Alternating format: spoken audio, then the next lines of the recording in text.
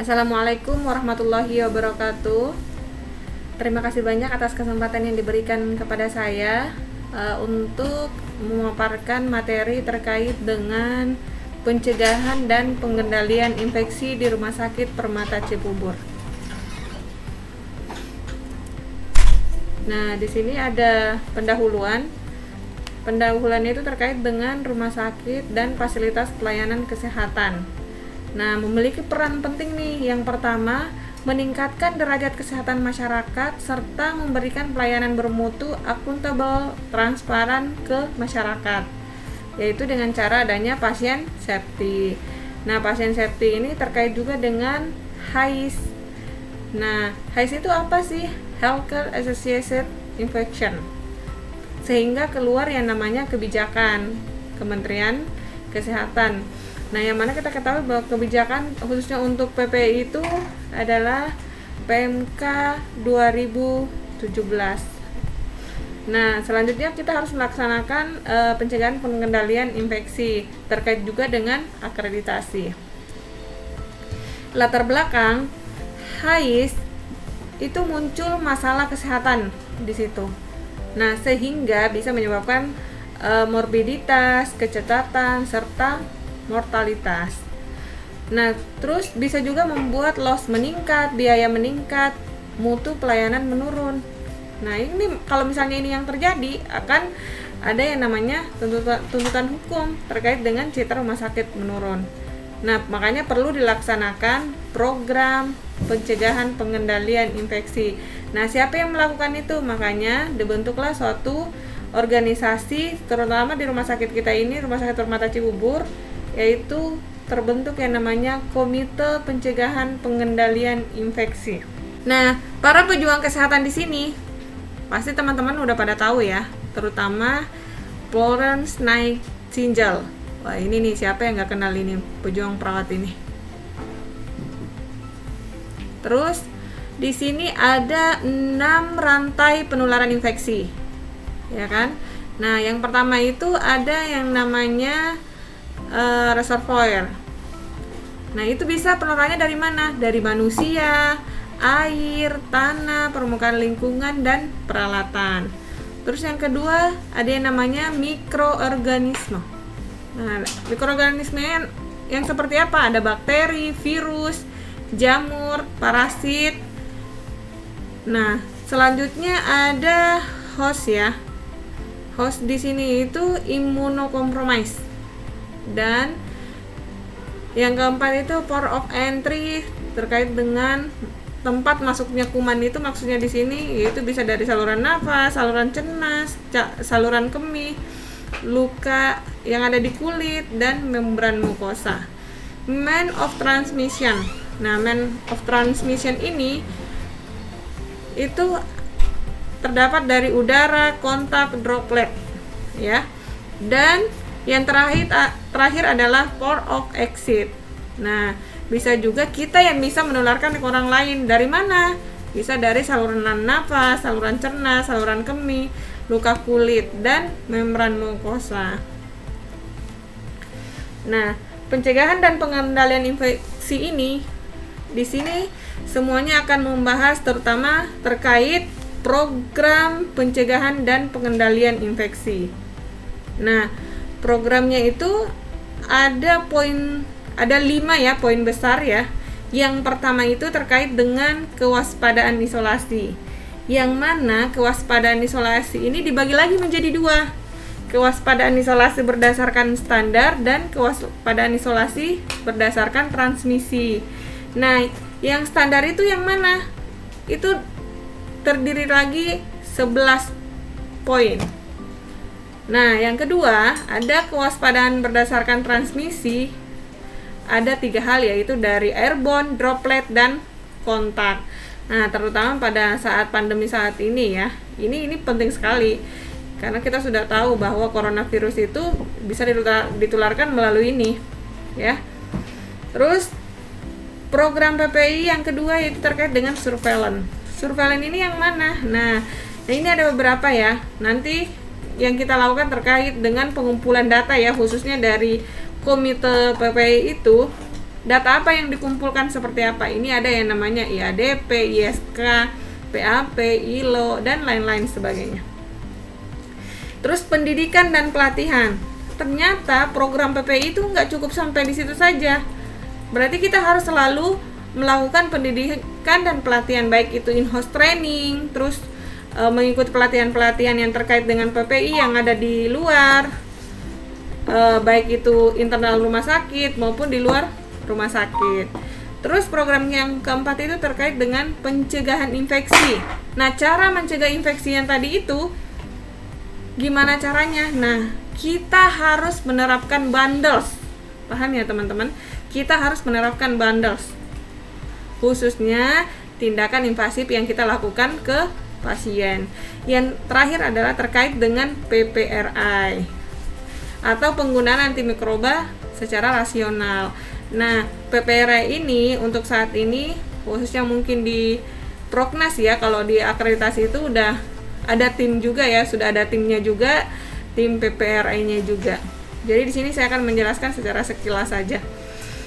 Nah, kalau kita sudah membentuk struktur organisasi, terutama Komite Pencegahan Pengendalian Infeksi, nah di situ nanti ada beberapa tim yang ada di dalamnya yang terkait. Yang pertama itu misalnya ada IPCN, terus ada IPCLN, terus anggota lainnya itu semua yang ada di rumah sakit ini terkait dengan PPI. Di antaranya itu misalnya CSD, ruangan linen dan laundry, dan lain-lain. Nah, kita sekarang masuk ke pengertian HAIS. HAIS itu dulunya itu disebut dengan infeksi nosokomial. Sekarang udah berubah menjadi HAIS ya, teman-teman. HAIS itu adalah Healthcare Associated Infection.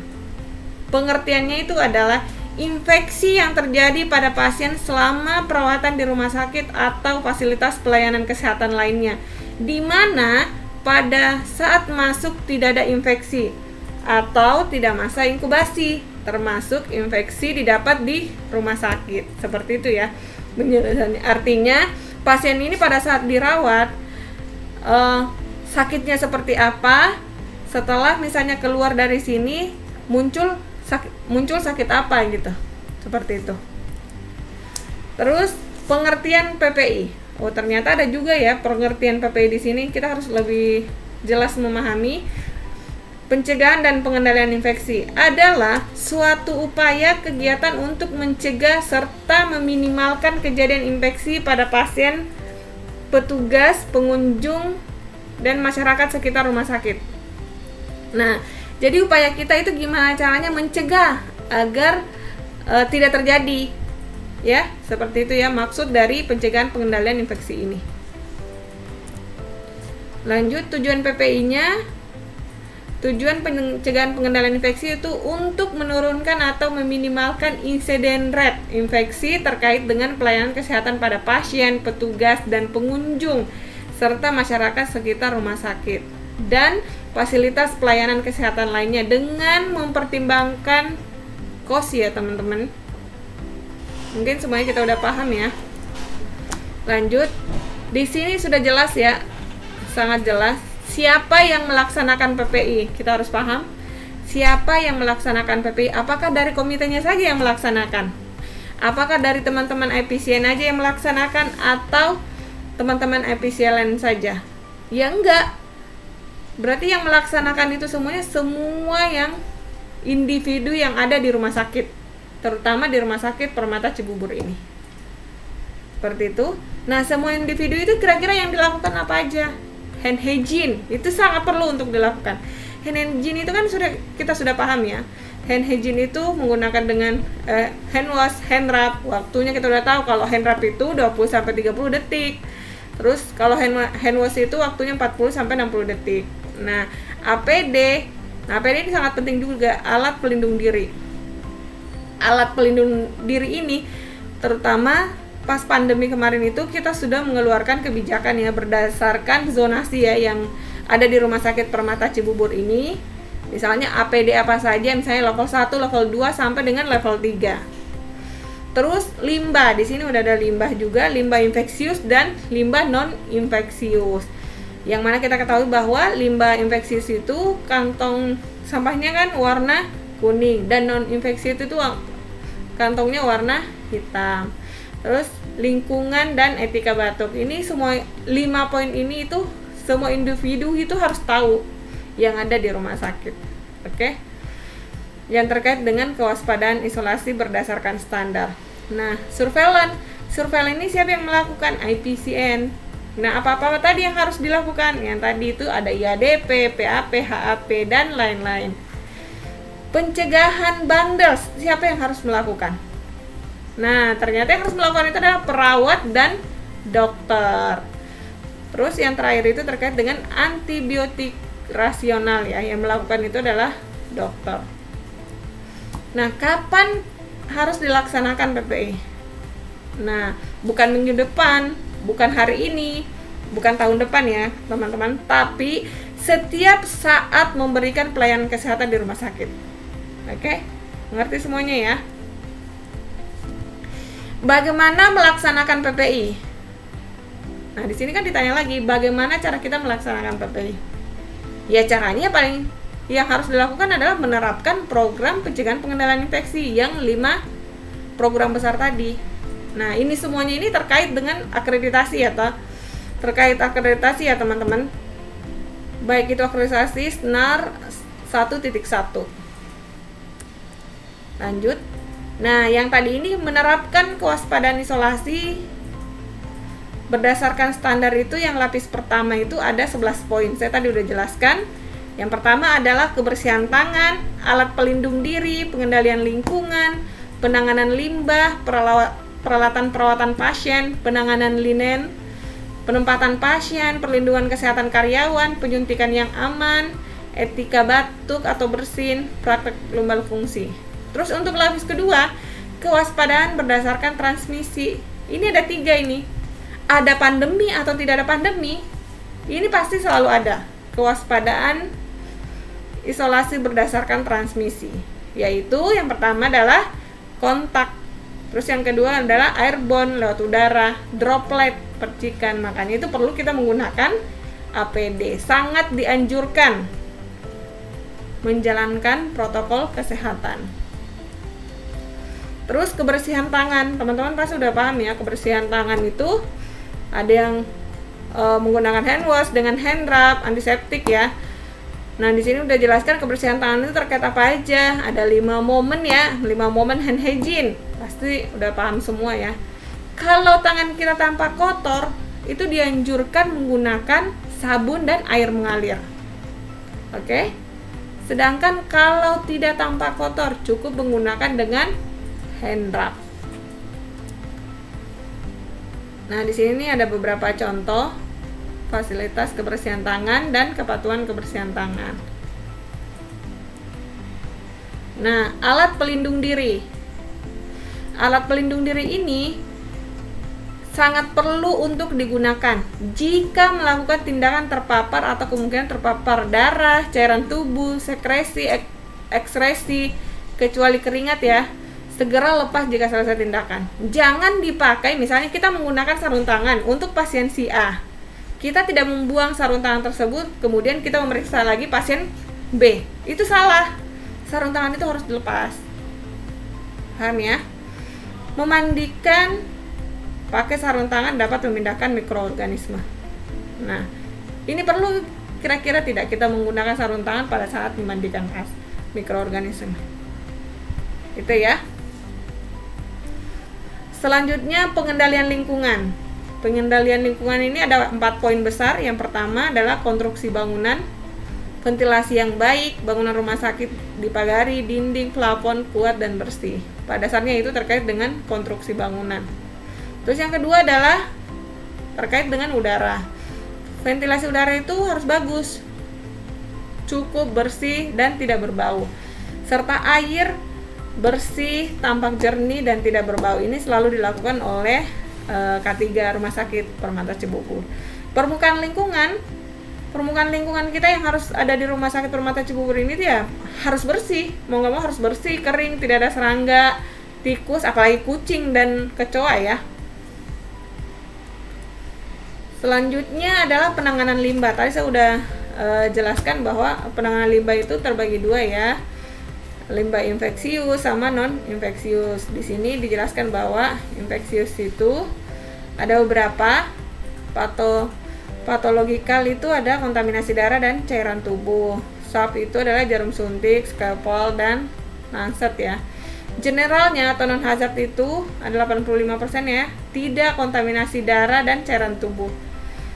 Misalnya apa teman-teman? Pembungkus jarum, cairan, pampers, dan lain-lain. Terus yang terakhir itu adalah chemical radioaktif ya. Seperti apa? Gas anestesi, limbah, kemoterapi, dan air raksa. Nah, selanjutnya tadi tetap ya sama penjelasan yang tadi, infeksius itu masuk plastik kantong kuning. Tadi kantong kuning ya, ingat teman-teman ya. Kalau infeksius itu paling tidak yang kita harus ingat adalah yang terkontaminasi dengan darah dan cairan tubuh pasien dimasukkan ke dalam kantong sampah warna kuning. Ini saya sudah perjelas. Sedangkan untuk generalnya non hazard itu masuk kantong plastik hitam dalam kontainer limbah non infeksius. Seperti apa sih itu yang non infeksius itu? Non infeksius itu tidak terkontaminasi dengan darah dan cairan tubuh pasien, maka limbahnya itu harus dimasukkan ke dalam kantong warna hitam. Sedangkan limbah yang chemical radioaktif itu dibuang dalam tempat yang khusus. Limbah cair kita di sini semua kita udah menggunakan IPAL. Nah, saat pemrosesan peralatan pasien itu terdiri dari 3 poin besar. Ya, ini untuk mencegah terjadinya HAIS. Apa saja Kak itu? Peralatan kritikal. Nah, peralatan kritikal adalah peralatan yang masuk ke dalam pembuluh darah dan jaringan steril. Jarum suntik, skapel, instrumen bedah, kateter vena. Sedangkan peralatan semi kritikal, minimal itu harus dilakukan DTT. DTT itu apa? Desinfeksi tingkat tinggi. Peralatan yang masuk ke dalam membran mukosa, ETT, NGT, dan lain-lain.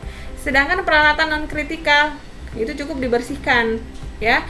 Peralatan yang menyentuh permukaan kulit yang utuh saja, misalnya tensimeter, termometer aksila, bedpan, dan lain-lain. Nah, ini semua ini kita sangat butuhkan ya teman-teman.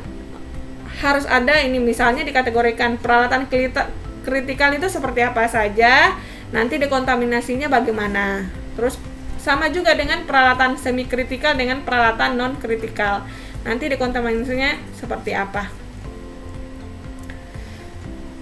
Lanjut, alur pemrosesan peralatan pasien. Ini sudah sangat jelas, ini dijelaskan di panduan sterilisasi. Yang pertama itu ada yang namanya pre-cleaning. Ya, pre-cleaning itu apa? Rendah dengan enzimatik atau deterjen. Terus cleaning itu dalam wadah dan air mengalir. Terus drying terbagi lagi. Sterilisasi, gimana pembersihannya peralatan yang kritikal tadi. Terus yang kedua, minimal DTT ini peralatan semi kritikal. Sedangkan drying itu peralatan non kritikal. Nah, ini nih beberapa contoh ya gambaran yang tidak sesuai dengan prinsip PPI. Nah, lanjut. Yang lapas pertama itu terkait dengan penanganan linen. Linen itu terbagi dua lagi teman-teman. Cukup diingat, linen kotor infeksius, linen kotor non infeksius. Linen kotor infeksius itu adalah yang terkontaminasi dengan darah dan cairan tubuh pasien. Terus linen kotor non infeksius yang tidak terkontaminasi dengan darah dan cairan tubuh pasien. Itu cukup diingat ya. Nah, penempatan pasien ini kita harus paham juga. Tempatkan pasien sedemikian rupa dengan jarak minimal, ini minimal ya, 1 meter. Itu bisa 1 meter sampai dengan 1,8 ya. 1,8 meter sesuai dengan standar untuk memudahkan pergerakan petugas. Selanjutnya, tempatkan pasien infeksius berdasarkan transmisinya. Nah, transmisi tadi kan ada ya. Udah ada airborne droplet kontak. Jika tidak memungkinkan, lakukan cohorting. Cohorting itu maksudnya di sini gini. Jika misalnya pasien dengan transmisi airborne, nah semua pasien satu ruangan itu yang digabung satu ruangan itu, dia ditempatkan dengan transmisi airborne semua, jangan digabung, ya. Tempatkan pasien yang tersendiri jika tidak dapat menjaga kebersihan diri sendiri. Nah, perlindungan kesehatan karyawan. Pemeriksaan kesehatan secara berkala ini sangat penting. Ini sudah dijalankan atau kita sudah jalani ini oleh K3 Rumah Sakit Permata Cibubur. Penyediaan sarana kewaspadaan standar, terus penata laksanaan pasca luka tusuk jarum atau benda tajam ini sudah berjalan. Jika terjadi tusukan jarum ya, kalau misalnya poli masih buka, silakan langsung ke poli. Tapi kalau misalnya sudah tutup, ke UGD untuk dilakukan penanganan selanjutnya. Senantiasa menjaga perilaku hidup sehat. Jika flu berat, tidak diperbolehkan bekerja. Nah, penyuntikan yang aman. Nah, penyuntikan yang aman ini di sini menggunakan jarum suntik satu kali pakai ya. Prinsipnya itu one needle, one syringe, only one time. Tidak pernah melakukan recapping ya jarum bekas pakai, karena ditakutkan jangan sampai tertusuk jarum tadi. Memberikan suntikan dengan teknik aseptik dan antiseptik.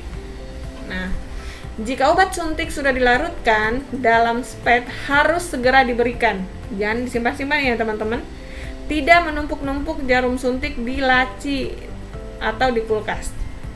Jadi jangan sampai ada seperti itu ya. Biasanya kita keliling, kita udah menyampaikan minta tolong jangan sampai ada ini, mohon segera untuk dibuang. Nah, etika batuk. Etika batuk itu ini udah dijelaskan. Bisa menggunakan tisu ya. Atau lengan dalam. Ini ada gambarnya di sini. Terus, praktik lumbal fungsi. Masker harus dipakai klinisi saat melakukan lumbal fungsi. Ya. APD yang digunakan itu harus menggunakan masker ya. Cegah droplet flora ya.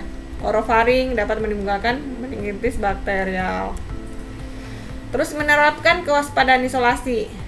Nah, kewaspadaan isolasi tadi kan terdiri dari dua. Kewaspadaan isolasi sesuai dengan standar, berdasarkan standar, dan kewaspadaan isolasi berdasarkan transmisi. Yang lapis kedua ini yang kita bahas saat ini, yaitu kewaspadaan isolasi berdasarkan transmisi yang terdiri dari kontak, droplet, dan airborne. Pasti ada yang masih bertanya-tanya, kontak itu apa sih? Ya kan? Tempatkan pasien tersendiri bila memungkinkan atau cohorting pakai alat pelindung diri, sarung tangan, dan gaun.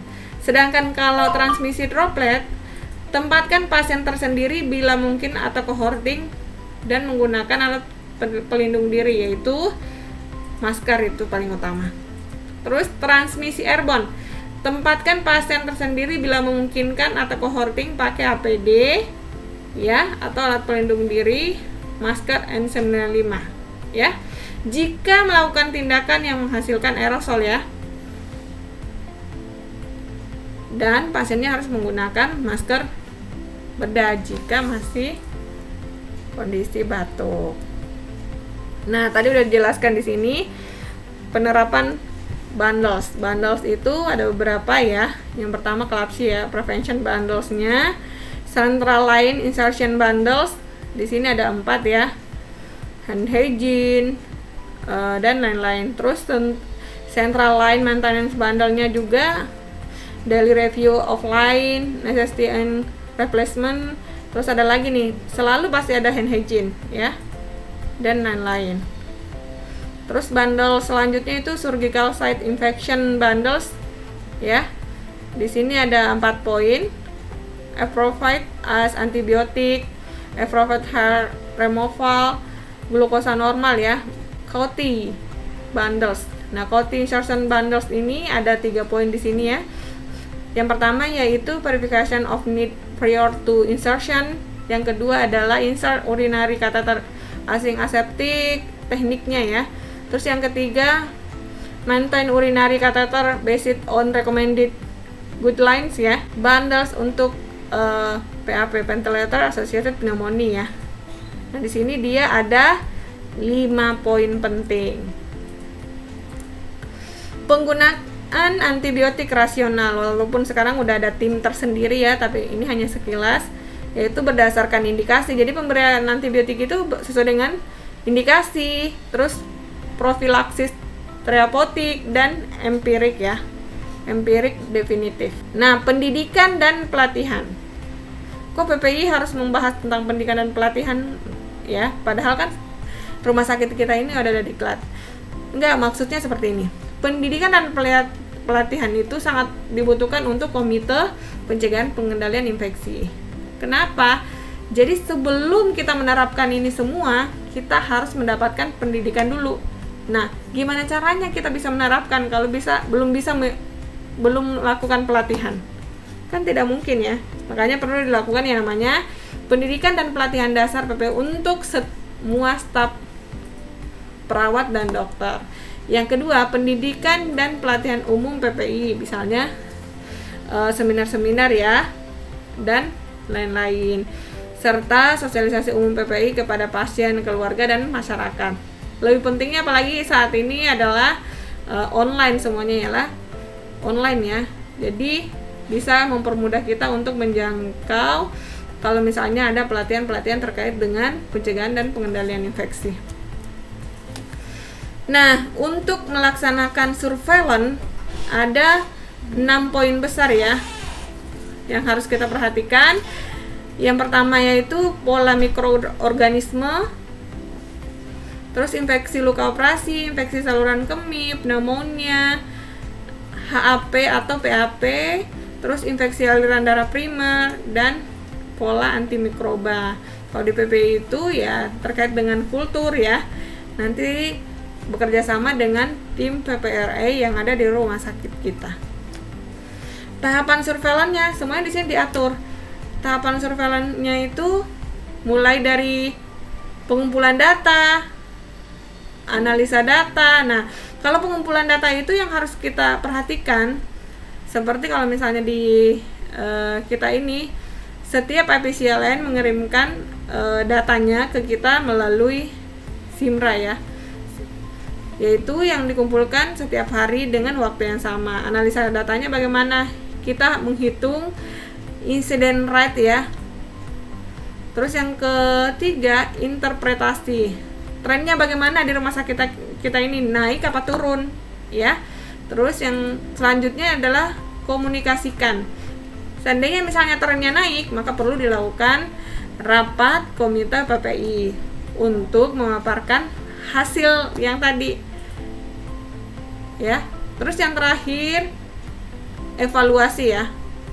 Nah, evaluasi itu kita mau bagaimana nih ya. Kalau di sini kan bentuk pelaporan kita seperti PDSA ya. Nah, sudah ya teman-teman, yang tadi itu ada 6 poin ya, yang dimulai tadi dari perencanaan ya, kemudian dilakukan dengan pengumpulan data dan seterusnya.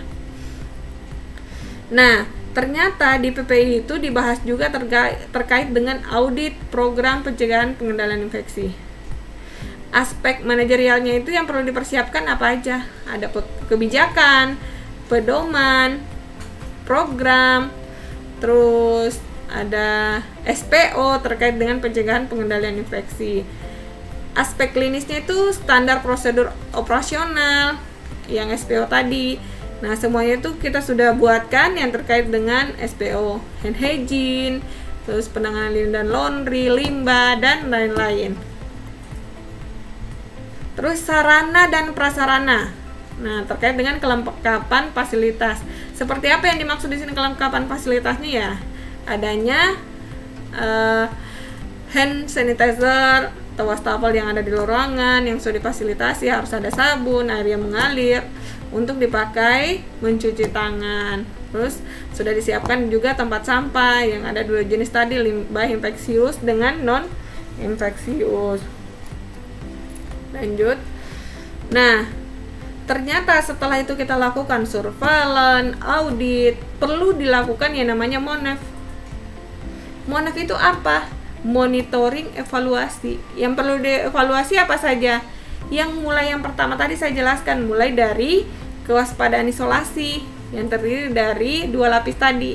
Yang kewaspadaan isolasi berdasarkan standar yang terdiri dari 11 poin, yang salah satunya adalah hand hygiene, limbah, linen dan laundry, etika batuk. Nah, itu semuanya nanti kita lakukan monitoring dan evaluasi. Terus kewaspadaan berdasarkan transmisi yang ada 3 tadi juga, airborne, droplet, kontak, dan penerapan bundles tadi, bundles pencegahan pengendalian infeksi. Yang mana saja tadi yang saya sudah jelaskan, ada IADP, PAP, HAP, dan lain-lain. Penggunaan APD juga perlu dilakukan monaf. Kenapa? Jangan sampai pasiennya nggak kenapa-kenapa diperiksa, ternyata bukan pasien yang transmisinya airborne atau droplet, kita menggunakan APD yang sangat luar biasa, sudah menggunakan APD jor-joran, kan pemborosan. Ya, makanya perlu dilakukan monitoring evaluasi. Surveillance itu ya yang selama ini kita udah terapkan ya, yang sudah jalan di rumah sakit kita melalui sistem informasi rumah sakit kita, yaitu ZIMRA ya. Yang terakhir itu adalah diklat. Jadi misalnya nih kita sudah lihat semuanya, ternyata masih ada ya, trennya masih meningkat, perlu dilakukan apa nih? Lakukan sosialisasi lagi, kita koordinasi lagi dengan diklat untuk dipaparkan kembali agar kita sama-sama paham lagi terkait dengan pencegahan pengendalian infeksi ini. Nah, untuk di PPI itu ternyata bukan hanya program, audit, surveillance, monaf. Nah, ternyata kita perlu juga melakukan yang namanya ICRA ya. ICRA itu apa? Infection Control Risk Assessment ya. Apa itu? Merupakan salah satu proses penilaian yang berfokus pada pengurangan risiko infeksi, melibatkan disiplin ilmu dengan mempertimbangkan populasi pasien dan fasilitas. Nah, ICRA itu ada 3 lagi. ICRA renovasi atau konstruksi bangunan ya. Kenapa sih PPI ikut campur terkait dengan ICRA ini? Kami tidak ikut campur ya. Maksudnya gini, sebelum dilakukan konstruksi, kita harus, kalau dari PPI itu ada namanya pre sebelum melakukan konstruksi, selama melakukan konstruksi, dan post setelah dilakukan konstruksi. Apa yang harus dikaji? Artinya setelah pembangunan yang ada di area rumah sakit ini, entah itu di bagian unit perawatan atau bagian mana, kita harus perhatikan secara detail agar misalnya partikel-partikel yang pada saat pembangunan itu tidak mengganggu pelayanan yang ada di rumah sakit. Seperti apa? Misalnya partisinya harus rapat, nggak boleh ada debu yang bertebaran di mana-mana, untuk mencegah terjadinya kontaminan dengan pengunjung rumah sakit, pasien, dan lain-lain. Sehingga misalnya kalau nggak seperti itu kan, kalau dibiarkan begitu saja, nggak ada partisi dan lain-lain, kan bisa memicu batuk, bersin, dan lain-lain. Terus ICRA itu ada yang namanya ICRA HAIS ya. Yang tadi surveillance kita jelaskan tadi, ada IADP, HAP, PAP, dan lain-lain. Nanti itu pelaporannya dalam bentuk ada triwulan sampai dengan tahunan. ICRA kewaspadaan isolasi. Nah, ternyata perlu tuh dilakukan infection control risk assessment juga ke kewaspadaan isolasi yang tadi, yang mana kewaspadaan isolasi berdasarkan standar yang ada 11 poin, dan transmisi ada yang 3 poin. Ini kalau misalnya digabungkan dengan akreditasi SNAR 1.1 ini dibahas di PPI 7. Nah, sebagai kesimpulan, rumah sakit dan fasilitas pelayanan kesehatan harus memberikan pelayanan yang aman dan nyaman ke masyarakat melalui penerapan pasien safety. Yang kedua, salah satu goal dari pasien safety adalah mengurangi risiko infeksi terkait dengan pelayanan kesehatan yang disebut dengan HAIS tadi. HAIS dapat dicegah atau diminimalkan melalui program PPI. Makanya itu sangat penting, ada yang namanya program pencegahan pengendalian infeksi. Oke, paham ya? Penerapan pencegahan pengendalian infeksi melibatkan dan komitmen semua individu yang berada di rumah sakit dan fasilitas pelayanan kesehatan. Iya, paham ya teman-teman? Yang terakhir, dengan melaksanakan program PPI diharapkan dapat mengurangi HAIS yang ada di rumah sakit kita ini, sehingga mutu layanan kesehatan dapat ditingkatkan dengan baik dan benar. Oke, hanya itu yang bisa saya sampaikan hari ini. Lebih dan kurangnya mohon dimaafkan, dan mudah-mudahan apa yang saya sampaikan saat ini bisa bermanfaat buat kita semua dan bisa diterapkan. Harapan kami sih bisa diterapkan. Artinya yang melaksanakan PPI itu bukan saya saja selaku tim komite PPI, tetapi semua individu yang ada di Rumah Sakit Permata Cibubur ini. Mungkin hanya itu yang bisa saya sampaikan hari ini. Lebih dan kurangnya mohon dimaafkan ya. Saya harapkan kepada semua teman-teman bisa menerapkan ini di Rumah Sakit Permata Cibubur ini. Besar harapan kami dari Komite Pencegahan Pengendalian Infeksi, semua teman-teman bisa memahami dengan jelas dan benar, dan intinya bisa dilaksanakan. Sekian, Assalamualaikum warahmatullahi wabarakatuh.